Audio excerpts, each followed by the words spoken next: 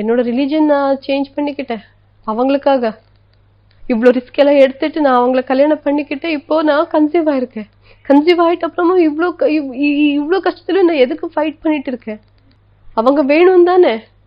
ஒரு side love இருந்தா பத்தாதுங்க, 2 சைடும் லவ் இருக்கணும். சொல்றது வேற நடக்கிறது வேறன்னா அதுல அர்த்தமே இருக்காது. அவங்க பொண்டாட்டி குழந்தை வேணும்னு சொல்லிட்டு மீடியாக்கு முந்து சொல்ல வேண்டாம், என் முன்னாடி சொல்லட்டும். அட்லீஸ்ட் வா என் பேரண்ட்ஸ் கிட்ட போயிட்டு பேசலாம்னு சொல்லிட்டு அவங்க என்ன அங்கே ஊருக்கே கூட்டிட்டு போகலாம். இல்லை இப்போ எல்லாருக்கும் தெரிஞ்சிருக்குல்ல, சார்ட் அவுட் பண்ணல, நம்ம சார்ட் அவுட் பண்ணிக்கலான்னு. இல்லை இல்லை ஃப்ரெண்ட்ஸ் எல்லாம் இருக்கோம். இல்லை ஏன்னா நமக்கு 2 பேருக்கு கல்யாணம் பண்ண ஃப்ரெண்ட்ஸே இருக்குல்ல, அவங்களெல்லாம் கூப்பிட்டுட்டு ஒரு மீட்டிங் வச்சுட்டு சரி பண்ணலாம்ல. எதுக்கு அவங்க முயற்சி பண்ண மாட்டாங்க? அது எதுக்கும் வந்தாங்க போயிட்டாங்க, அவ்வளோதான். அவங்களுக்கு எல்லாம் இன்டர்வியூ கொடுக்குற டைமு கொஞ்சம் அவங்க வைஃபுக்கு ஒரு 1/2 hour கொடுத்துருந்தா இவ்வளோ பிரச்சனையே போயிருக்காது. ஒரு உமன் தான் வந்து இன்னொரு உமனுக்கு சப்போர்ட்டாக இருக்கணும். உங்கள் ஃப்ரெண்ட்ஸ் பல பேர் வந்து உங்களுக்கு வந்து இப்போ வரைக்கும் சப்போர்ட்டாக இருக்காங்க. பட் அன்ஃபார்ச்சுனேட்லி வந்து இப்போது ஹன்ஷிதா அப்படின்றவங்க வந்து உங்களுக்கு எதிராக அர்ணா கூட சேர்ந்துட்டு அவங்களோட அஃபேர் வந்து அது தாங்க முடியாமல் நீங்களும் வந்து டிப்ரெஷனுக்கு உள்ளானீங்க. ஸோ அதை பற்றி இப்போ எப்படி ஃபீல் பண்ணுறீங்க? அதை பற்றி ஃபீல் பண்ணுறது என்னங்க, எனக்கு அசிங்கமாகுது. அந்த பொண்ணு நினச்சாலே அசிங்கமாகுது, சீரியஸ்லி. இப்போ அந்த பொண்ணை பற்றி எனக்கு பேசுறதுக்கு இன்ட்ரெஸ்ட் இல்லை. இப்போ எனக்கு என்னோட லைஃப், என்னோட குழந்தையோட ஃப்யூச்சர் மட்டும் இம்பார்ட்டண்ட். எனக்கு நியாயம் வேணும். அவள் என்ன தப்பு பண்ணியிருக்காளோ என்னன்னா அது கடவுள் பார்த்துப்பாங்க. இப்போ எல்லாருக்கும் தெரியும் யாரு என்னெல்லாம் பண்ணிட்டு இருக்காங்கன்னு, நீங்களே பார்த்துட்டு இருக்கீங்கல்ல, அது கடவுள் பார்த்துப்பாங்க. அப்புறம் இப்போ அதை பற்றியெல்லாம் யோசிக்கிறதுக்கு எனக்கு டைமும் இல்லை. இப்போ என்னோட ஃபேமிலி சரியாகணும், அவ்வளோதான். எனக்கு என்னோட ஃபேமிலி வேணும், என்னோட ஃபேமிலி நான் ஹாப்பியாக இருக்கணும், அவ்வளோதான். இப்போ இந்த 5 years ஆஃப் மேரேஜ் லைஃப் நீங்கள் அர்ணாவோட இருந்திருக்கீங்க இல்லையா? ஸோ இப்போ தான் வந்து அர்ணாவுக்கிட்ட இந்த மாதிரி ஒரு டெண்டன்சி பார்க்குறேன்ற மாதிரி சொல்கிறாரு. இதுக்கு முன்னாடி இந்த மாதிரி சுச்சுவேஷன் வந்து இல்லையா? அவர் வந்து ஒரு ப்ளே பாய் அப்படின்ற மாதிரி சித்தரிக்கப்படுறாரு இல்லையா? அதை பற்றி அவரை பற்றி நான் முன்னாடி கொஞ்சம் தெரியும். ஆனால் எப்போ நம்ம 2 பேரும் நம்ம 2 பேரும் ரிலேஷன்ஷிப் ஸ்டார்ட் ஆயிடுச்சோ அப்போலேருந்து அவங்க எனக்கு ட்ரூவாக தான் இருந்தாங்க. ரொம்ப லவ் பண்ணிட்டு இருந்தாங்க, ரொம்ப கேர் பண்ணிட்டு இருந்தாங்க. நான் வர்றதுக்கு முன்னாடி அவங்க லைஃப்பில் ஒரு பொண்ணு இருந்தால் அது எனக்கு நல்லாவே தெரியும். அதுக்கப்புறமா நான் அவங்க லைஃபுக்கு போயிட்ட அப்புறமா நம்ம 2 பேரும் ரிலேஷன்ஷிப் நம்ம 2 பேரும் லவ், அவங்க என்கிட்ட ட்ரூவாக இருந்தாங்கன்னு நினச்சிட்டு இருந்தேன். ரொம்ப கேர் பண்ணிட்டு இருந்தாங்க.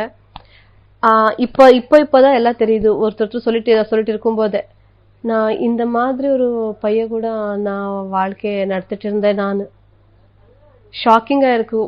ஒரு சைடு ஒரு நியூஸ் கேட்கும் போது எனக்கு ஷாக்கிங்காக இருக்கு. இது நம்ம அந்த மலேசியன் பொண்ணுக்கிட்ட அமௌண்ட் கேட்டது அது ஒரு மாதிரியானா, இல்லை வேற பொண்ணு பிளே பாய் மாதிரி இருக்குல்ல, அது கேட்கும் போதே எனக்கு ஷாக்கிங்கா இருக்கு. நான் அவங்களோட லைஃப்ல இருக்கும்போதே அவங்க இப்படி எல்லாம் பண்ணிட்டு இருந்தாங்களா? ஆனா இதெல்லாம் எனக்கு தெரியாம போயிடுச்சு. நான் நம்பிட்டு இருந்தேன். எனக்கு இப்பவும் அது நம்ப முடியல. நிறைய சைட்ல இருந்து நிறைய நியூஸ் கேள்விப்பட்டுட்டு இருக்கேன் இப்போ எல்லாம். ஆனா அவங்க எனக்கு காட்டின அன்பு, அந்த லவ், கேர் எல்லாம் நினைக்கும்போது அப்போ எந்த இதுல அவங்க என்ன அவ்வளோ எல்லாம் லவ் பண்ணாங்க அந்த மாதிரி எல்லாம் இருந்தா எனக்கு அது டைஜஸ்ட் பண்ணவே முடியல. இப்போ இது வந்து மீடியா சைட்லையும் சரி, பப்ளிக் சைட்லையும் சரி ஒரு கம்யூனல் இஷ்யூவாக பார்க்கப்படுது. பட் பல பேருக்கு வந்து இது கம்யூனல் இஷ்யூ கிடையாது. இது வந்து அணு சைட்லேருந்து நிறைய வந்து ப்ராப்ளம்ஸ் இருக்குது அப்படிங்கிறது வந்து திட்டவட்டமாக தெரியுது. ஸோ இது ஏன் இப்படி வந்து ஒரு பொலிட்டிக்கலாக ஒரு கம்யூனலாக இந்த மாதிரி வந்து ஒரு இஷ்யூவாக ரைஸ் ஆகுதுன்னு நீங்கள் நினைக்கிறீங்க? நான் என்னோட கஷ்டம் சொல்லும்போது நான் அந்த இன்டென்ஷன்லேயே சொல்லலை மேம். கம்யூனிட்டி இதில் போகுது, அந்த ரிலீஜன் பெரிய ஒரு இஷ்யூ ஆகுதுன்னு நான் என்னோட கஷ்டம் சொன்னேன். எனக்கு ஆனால் அநியாயம் சொன்னேன், அவ்வளோதான். எனக்கு அர்ணவ் என்னோட லைஃப்பில் என்ன பண்ணியிருக்காங்கன்னு உங்களுக்கு சொல்லியிருக்கேன். 5 years லவ் பண்ணியிருக்கேன். கல்யாணம் ஆகும்போது இப்படி ரிலீஜன் மாற்றிருக்காங்க, கல்யாணம் பண்ணிட்டாங்க. இப்போ நான் கன்சீவ் ஆகிட்டு என்ன விட்டிருக்காங்க. என்னோட கஷ்டம் உங்களுக்கு சொன்னிட்டேன். அதுக்காக இந்த தர்மம் வச்சுக்கிட்டு நான் ஒரு பெரிய சீன் கிரியேட் பண்ணணும் அந்த மாதிரி எதுவுமே இல்லை. என்னோட ப்ராப்ளம் நான் மக்கள்கிட்ட சொல்லியிருக்கேன். இந்த மாதிரி எனக்கு அநியாயம் நடத்திருக்கு, எனக்கு நியாயம் வேணும்னு கேட்டிருக்கேன், அவ்வளோதான். ரொம்ப ஸ்ட்ரெஸ்ஃபுல்லான சுச்சுவேஷனாக இருக்கும், எங்களுக்கே தெரியுது. நீங்களும் வந்து ஒரு உங்கள் சைட்லேருந்து சரி, ஃப்ரெண்ட்ஸ் சைட்லேருந்து சரி, இது வந்து பயங்கர ஸ்ட்ரெஸ்ஃபுல்லான சுச்சுவேஷன்றது நல்லாவே தெரியுது. ஸோ டாக்டர்ஸ் என்ன சொல்கிறாங்க, என்ன மாதிரியான இது வந்து அவங்கள வந்து பண்ண சொல்கிறாங்க, மென்டலி ஃபிசிக்கலி என்ன மாதிரியான உங்களுக்கு மெடிசன் சப்போர்ட் கொடுக்கப்படுறது சொல்லுங்கள். டாக்டர் என்ன சொல்கிறாங்க, நீங்கள் கம்ப்ளீட் ரெஸ்ட் எடுக்கணும், அப்புறம் எதுவுமே டென்ஷன் பண்ணாதீங்க, ஸ்ட்ரெஸ் எடுக்காதீங்க, ரொம்ப வெயிட் லிஃப்ட் பண்ணாதீங்க, ரொம்ப ஒர்க் பண்ணாதீங்க, நல்லா ஃபுட் சாப்பிடுக்கோங்க, நல்லா ஹாப்பியாக இருங்க. இது என்ன ப்ராப்ளம் இருந்தாலும் அது நீங்கள் ரொம்ப அது என்ன மென்டலி ரொம்ப ஸ்ட்ரெயின் எடுக்காதீங்கன்னு சொல்லியிருக்காங்க. கம்ப்ளீட் ரெஸ்ட் பண்ணணும்னு சொல்லியிருக்காங்க. லாஸ்ட்டாக நீங்கள் வந்து மீடியாவுக்கு பப்ளிக்கு என்ன சொல்ல விருப்பப்படுறீங்க திவ்யா? இப்போது நிறைய பேருக்கு கன்ஃபியூஷன் இருக்குது, யார் சரி யார் தப்பு, ஏன்னா 2 பேரும் தப்பு பண்ணிட்டு இருக்காங்களே, 2 பேரும் சரி இருக்காங்களான்னு. இன்னும் கொஞ்ச நாள்லேயே உங்களுக்கே தெரிஞ்சிடும் யார் எந்த சைடு உண்மை இருக்குது, யார் பொய் சொல்லிட்டு இருக்காங்கன்னு. ஏன்னா இது நான் சொல்கிறது அவங்க சொல்கிறது இல்லை, இதில் போலீஸே என்கொயரி பண்ணுறாங்க, எதில் உண்மை இருக்குது எது பொய் இருக்குன்னு. எல்லா டாக்குமெண்ட்ஸ் எல்லாம் அவங்க கரெக்டாக பார்த்துட்டு செக் பண்ணுவாங்கல்ல, அதில் நம்ம ஏமாற்ற முடியாது, எதுவுமே பண்ண முடியாது. என்னோட டாக்டர் அது கொடுத்த ரிப்போர்ட்டே இருக்குது, அதில் தான் எல்லாம் உண்மை தெரிஞ்சிடும். இன்னொன்று அது இன்னும் கொஞ்ச நாள்ல எல்லாரும் உங்களுக்கே தெரிஞ்சிடும். அப்போது நீங்களே புரிஞ்சுப்பீங்க, ஆமாம் இவங்க சரி, இத்தனை நாள் இவங்க தப்புன்னு நினச்சிட்டு இருந்தாலும் நீங்களே புரிஞ்சுப்பீங்க.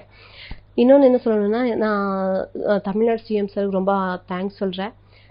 அவங்களுக்கு மனைவி செஞ்சதுனால தான் எனக்கு இப்போது தமிழ்நாடு விமென் கமிஷனர்லேருந்து எனக்கு ஹெல்ப் வந்திருக்காங்க.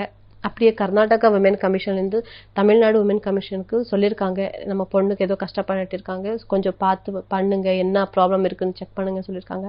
அவங்க எனக்காக வந்திருக்காங்க, எனக்காக வந்திருக்காங்கன்னு சொல்லிட்டு நான் சரின்னு அவங்க சொல்லலை, பார்த்துருக்காங்க எது கரெக்டாக இருக்குது என்ன தப்பு இருக்குன்னு எல்லாம் அவங்க என்கொயரி பண்ணிட்டே என்கிட்ட பேசியிருக்காங்க. எனக்கு உங்ககிட்ட நியாயம் இருக்குது, நான் உங்களுக்கு சப்போர்ட் பண்ணியிருக்கேன்னு சொல்லியிருக்காங்க. அதுக்கு ரொம்ப தேங்க்யூ சொல்கிறேன்.